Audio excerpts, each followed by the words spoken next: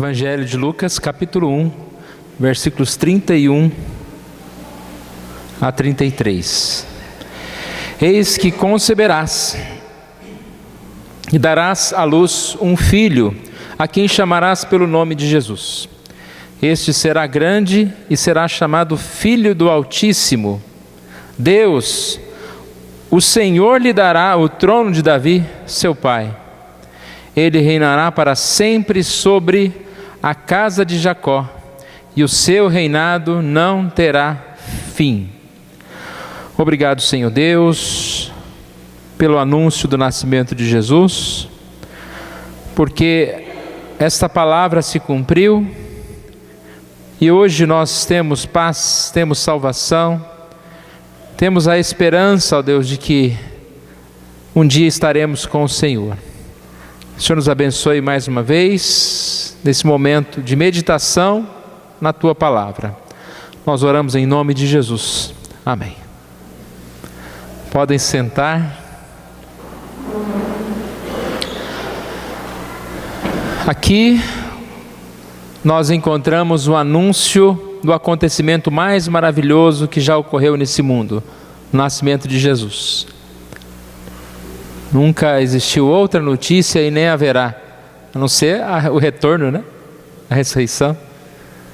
Mas uma notícia até hoje, nunca existiu uma notícia mais importante do que essa. Nascimento que foi profetizado desde o Éden, no momento que Adão e Eva pecaram, Gênesis 3,15, já temos essa esperança de que um dia Jesus viria, nasceria. Durante toda a Bíblia nós encontramos este anúncio se desenvolvendo nos patriarcas, Abraão, Isaac, Jacó, toda a história, os profetas descrevendo, tudo desembocando para o nascimento de Jesus. E nós encontramos aqui, Deus enviou o anjo Gabriel para comunicar a Maria esse glorioso momento. Versículo 26, no 6º mês, o anjo Gabriel foi enviado da parte de Deus a Nazaré, a aldeia da Galileia, a uma virgem comprometida para casar-se com um homem chamado José, da casa de Davi. Era o 6º mês de gravidez de Isabel.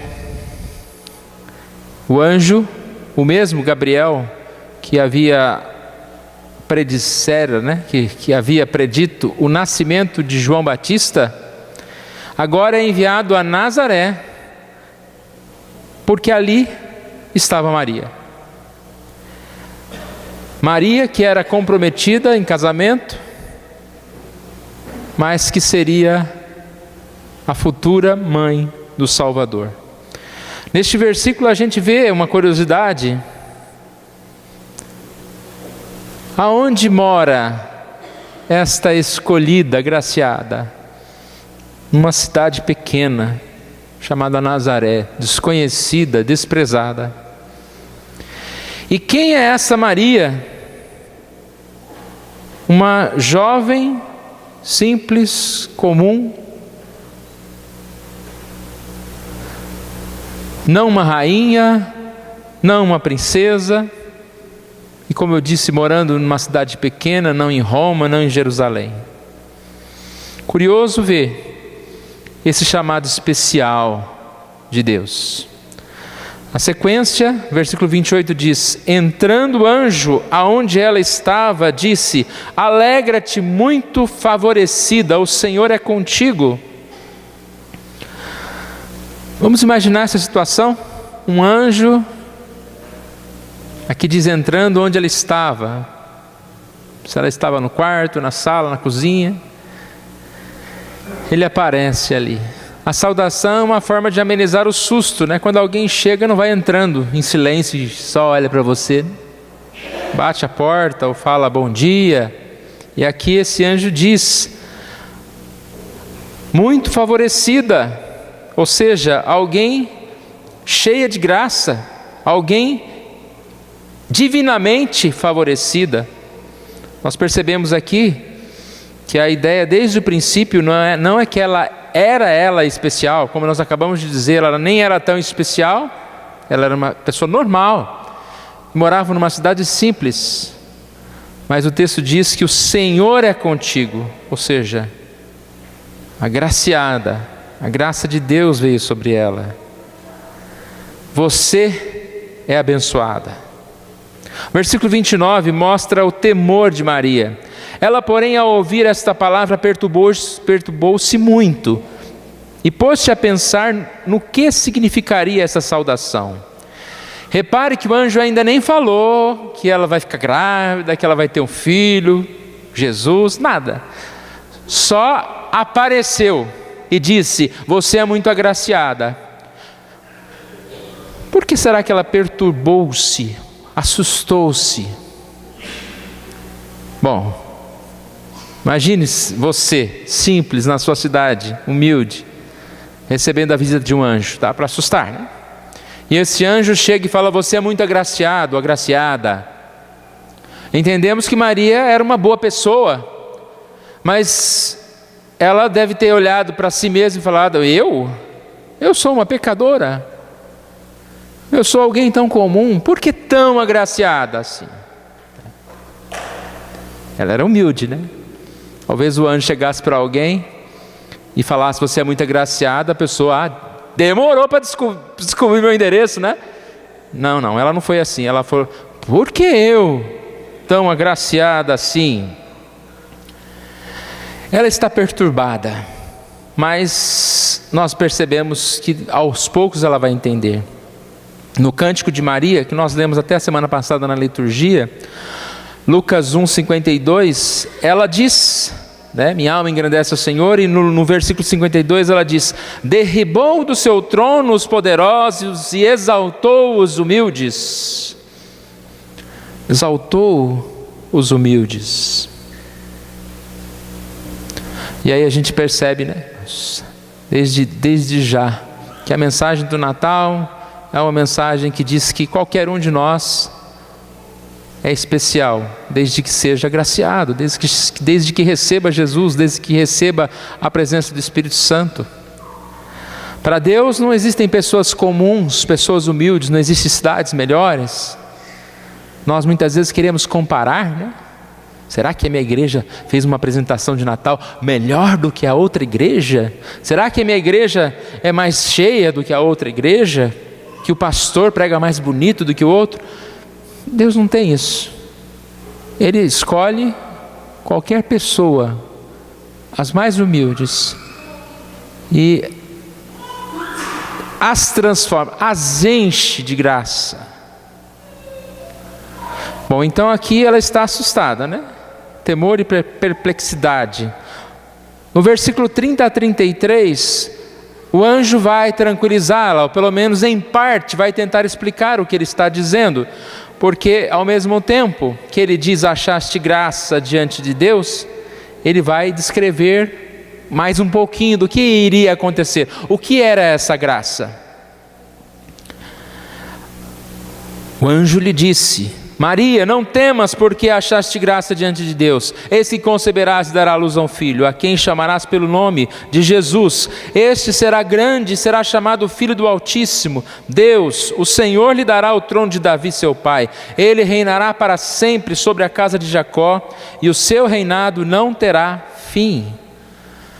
Então o que o anjo diz? Não temas, você é agraciada, porque você achou favor da parte de Deus. E é interessante entendermos graça.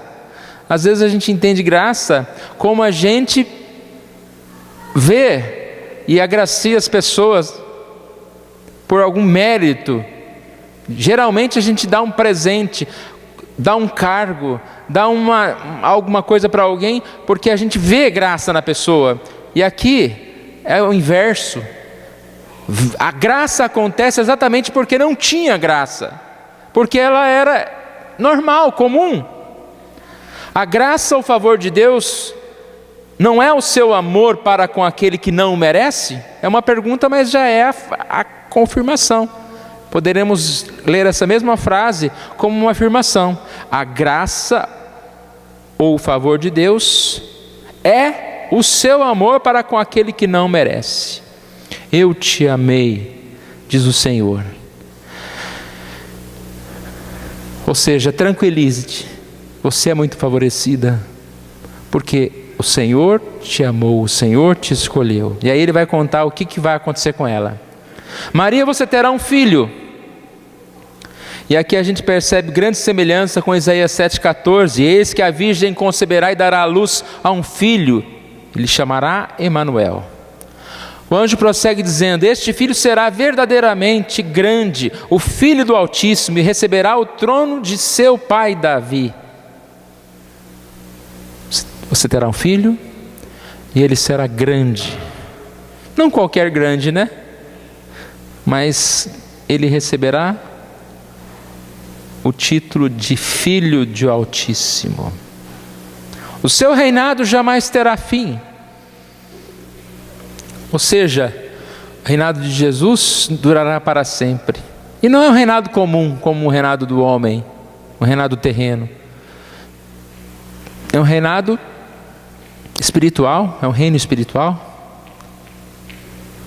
Jesus deve reinar no nosso coração.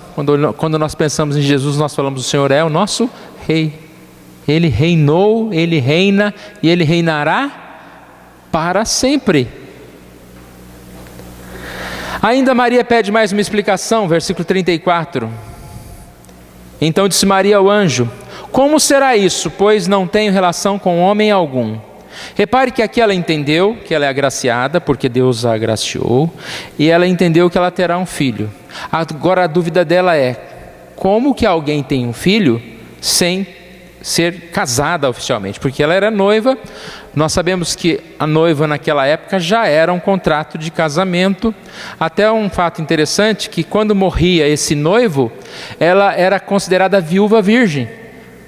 Ela é como se estivesse então casada, mas só a partir do momento do casamento e que ela iria morar, viver como marido e mulher. Então a pergunta dela é: eu entendi até aqui, mas como que eu vou ficar grávida e de um filho sem estar casada? E aí vem a resposta, 35-37. Respondeu-lhe o anjo: descerá sobre ti o Espírito Santo, e o poder do Altíssimo te envolverá com a sua sombra. Por isso também o ente santo que há de nascer será chamado Filho de Deus. Isabel, a tua parenta, igualmente concebeu um filho na sua velhice, sendo esse já o 6º mês para aquela que dizia ser estéril. Porque para Deus não haverá impossíveis em todas as suas promessas. Como eu teria um filho? A resposta do anjo é: o Espírito Santo, o poder do Altíssimo. Aqui é sinônimo, né? O Espírito Santo, o poder do Altíssimo. O Espírito Santo te envolverá, te cobrirá. É como alguma representação da glória de Deus que enchia o templo. Aqui a ideia de que ela será envolvida com a glória do Senhor, e assim ela vai conceber, sem homem, sem marido, e ela então terá um filho. Tanto que o filho não é de José ou de qualquer outro homem, que aqui no texto diz: ele será chamado Filho de Deus. Filho de Deus. Ou seja, a explicação é difícil. Ninguém pensa que Maria: tá bom, entendi tudo, né? Agora tá bom, então vamos esperar. Muito difícil entender, muito difícil compreender. Aqui a gente vai compreendendo que ela vai entendendo à medida da sua fé, da presença de Deus, que vai preenchendo a sua mente. Ela já vai meditando em tudo aquilo, assimilando, tentando trazer para si. Se você recebe uma notícia muito grande assim, você demora a assimilar, né? E aqui ela está recebendo essa notícia. Para deixar mais claro, o anjo ainda dá uma completada no assunto. Ou seja, ele prossegue falando de um outro milagre que ocorrerá há pouco. Diz para Maria: veja bem, Isabel, sua parenta, ela também, ela concebeu um filho em sua velhice. De fato, esse é o 6º mês para aquela a quem chamavam estéril. ele tenta mostrar um milagre. É um milagre mais simples, né?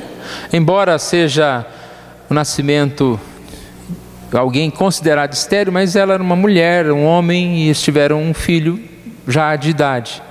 E aí a gente poderia lembrar de Abraão, de Isaac, de Jacó, de tantas histórias na Bíblia, quando os impossíveis aconteceram para que esse dia, o nascimento de Jesus, ocorresse. Então a história de Deus, ela é toda impossível. Porque aquele momento em que Eva e Adão pecam, simplesmente tudo já se acabaria. Mas a partir daí, Deus faz o impossível para que nós pudéssemos ser salvos.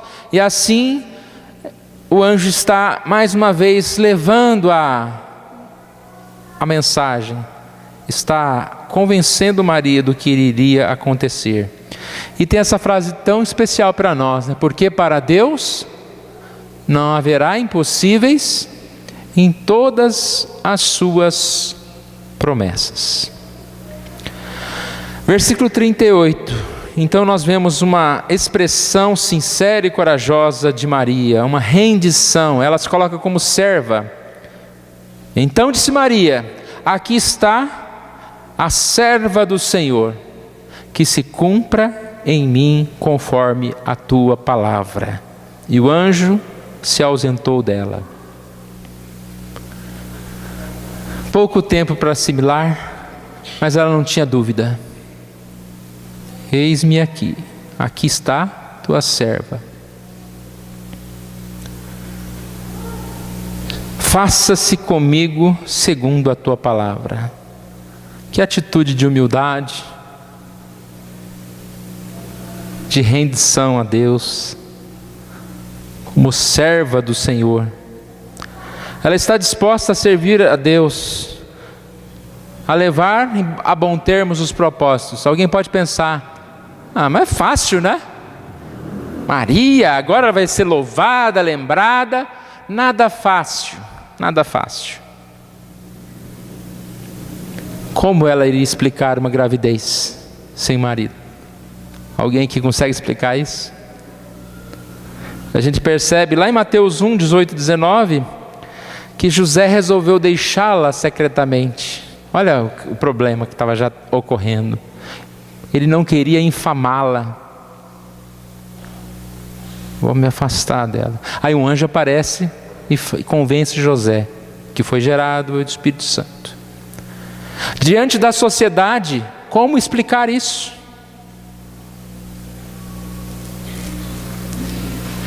Eu ouvi uma pregação dizendo a respeito do momento do recenseamento. Disse que naturalmente Maria não deveria ter ido.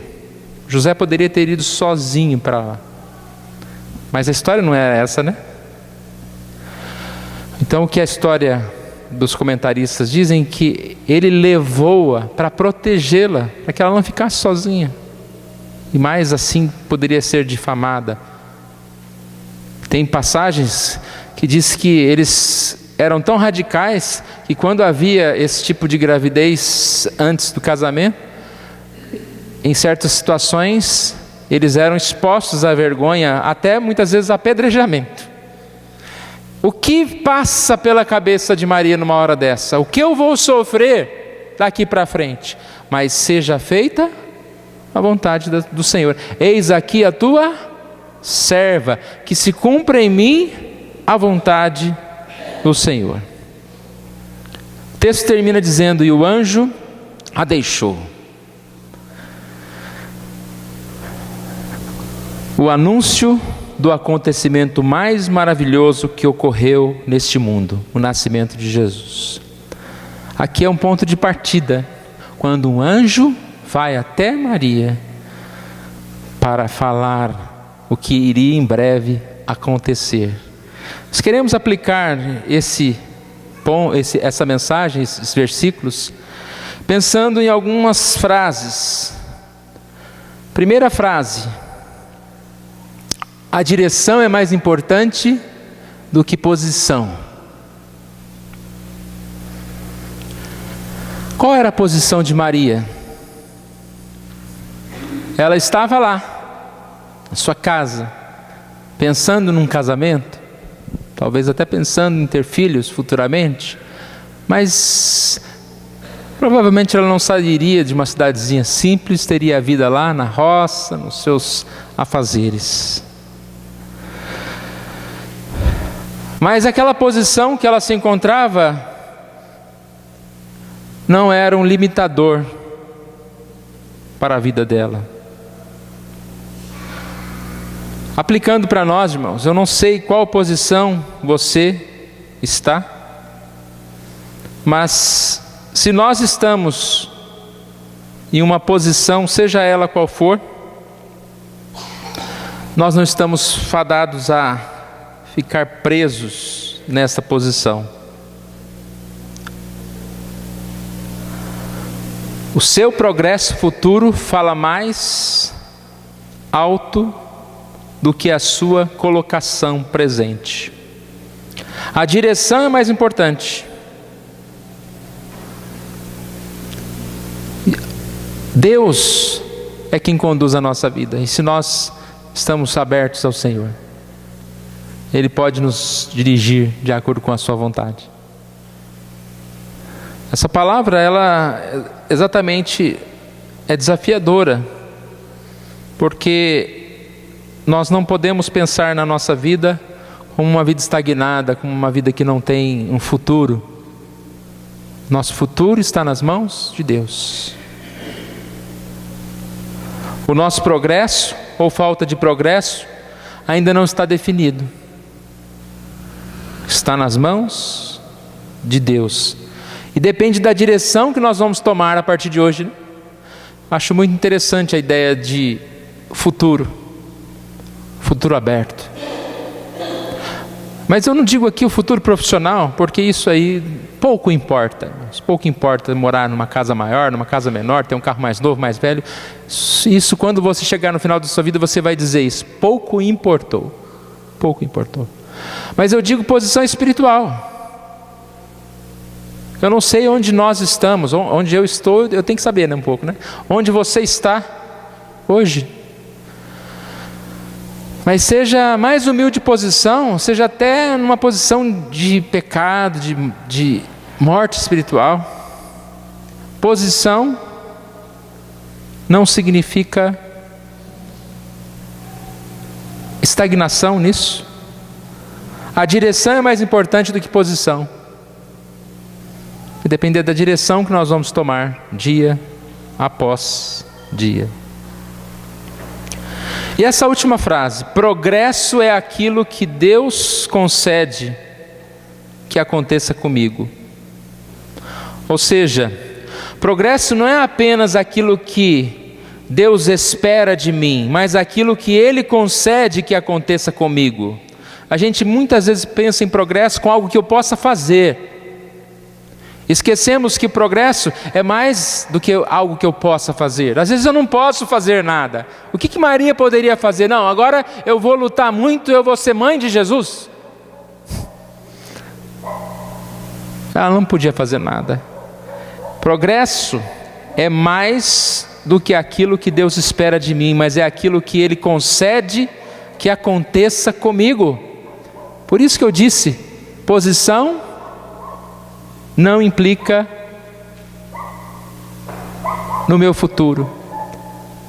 A direção que vai determinar o meu futuro, quem eu serei.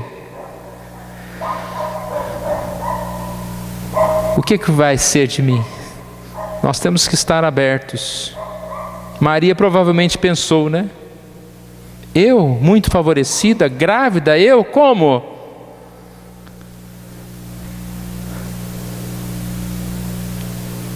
Para Deus não haverá impossível. Às vezes nós olhamos para a nossa vida, mas eu, o que o Senhor quer de mim? O que eu posso fazer? Nós temos que aguardar, nós temos que orar, estar abertos à voz de Deus. E quando Ele nos chamar, precisamos responder como Maria: eis-me aqui. E assim, aquele que chamou é o que agraciou, é o que faz do impossível possível. Ele vai nos dar condições de executar o ministério. O que Deus quer de nós? Ele quer submissão. Ele quer que nós estejamos nos expondo nas mãos dele. Essa última palavra de Maria, né? Aqui está a tua serva, que se cumpre em mim conforme a tua palavra. Ela entendeu a missão, e ela entendeu que a sua missão era mais importante que a realização pessoal. Seus sonhos de casamento, seus sonhos de viver com a sua família, tudo isso ficou para segundo plano. Nós temos que ter essa conscientização de que melhor do que viver a nossa vida programada, ou até mesmo as nossas realizações, satisfazer as nossas realizações, é viver a nossa missão. E com certeza, irmãos, nós achamos que a satisfação está em algumas coisinhas tão bobas que esse mundo oferece. E nós vamos perceber que nós só teremos a verdadeira realização se nós estivermos na nossa vida realizando a nossa missão. Se nós vivemos conforme o propósito de Deus, isso nos dará total realização. Somente através da nossa missão poderemos desfrutar de plena satisfação. Que Deus nos abençoe. E nós possamos assim, podemos dizer, grávidos do Espírito Santo, anunciar a Jesus a luz do mundo, levar o evangelho de salvação aos perdidos. Nosso maior desejo seja servir a Deus, seja ser o que Deus quer que eu seja e não o que eu quero. Que Deus assim nos abençoe.